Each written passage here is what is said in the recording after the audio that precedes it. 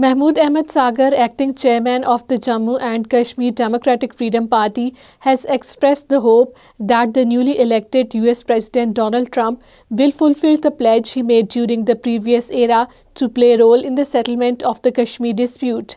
Mahmood Ahmed Saghar, in a letter to the US President, expressed hope that Trump's new administration will prioritize conflict resolution, particularly on the Kashmir dispute.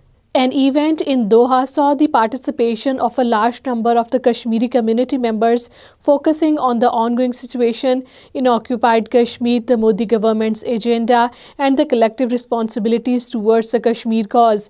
Oppressive policies of the India's ruling Bharatiya Janata Party government and the controversial legislation has triggered the genuine freedom and separation movements in many parts of the country.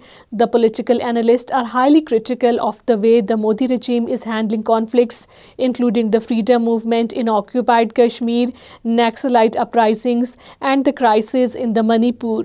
Indian Prime Minister Narendra Modi was humiliated after the French President Emmanuel Macron rejected a handshake attempt by the Indian Premier during the AI summit in Paris on Tuesday, the footage from the event showed.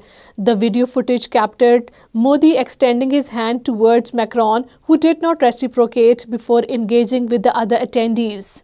India ranked 96 out of 180 countries in the Corruption Perceptions Index for 2024 as its overall score dropped to a point to 38, according to a fresh report released by the Transparency International Index, which ranks 180 countries and territories by their perceived levels of the public sector corruption.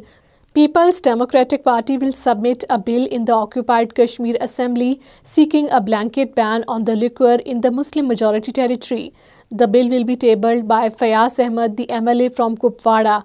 The bill proposes complete prohibition on the advertisement, sale, purchase, consumption and manufacture of the alcoholic beverages in the occupied territory.